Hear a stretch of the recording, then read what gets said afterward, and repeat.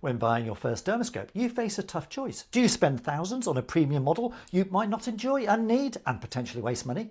Or do you go cheap and cheerful, only to end up with poor quality images that slows your learning and kills your enthusiasm? A waste of money or a waste of time? My job is to help you sort the fakes from the fabulous. Enter today's contender, the Iboolo DE-500. Have I found my dream Dermoscope? One that performs like a Dermlite DL5 but at a fraction of the price? Let's find out. I imaged the same 5 patients with both devices, but I'm not going to tell you which is which until the timer runs out. Can you spot which Dermoscope is 6 times more expensive? You have 5 patients, 5 chances. Ready? Let the games begin.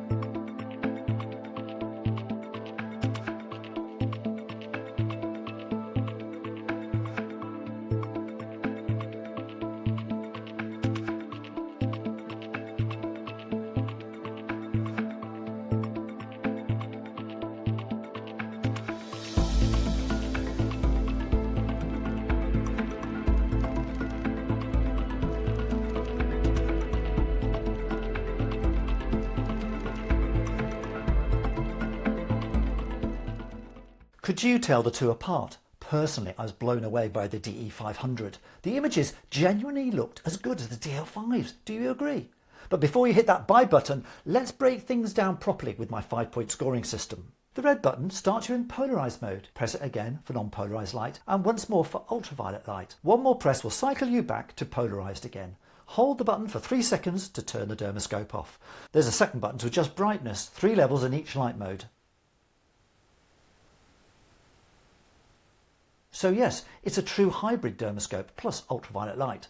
I love ultraviolet light for spotting scabies mites and comedo-like openings in seborrheic keratoses. The DL5 also has pigment boost and cross-polarisation, but honestly, for primary care, not essential. Score 5 out of 5 for hybrid. The front main aperture is 25mm in diameter. That's a good size for tricky areas. The faceplate is removable for cleaning and replacing if scratched.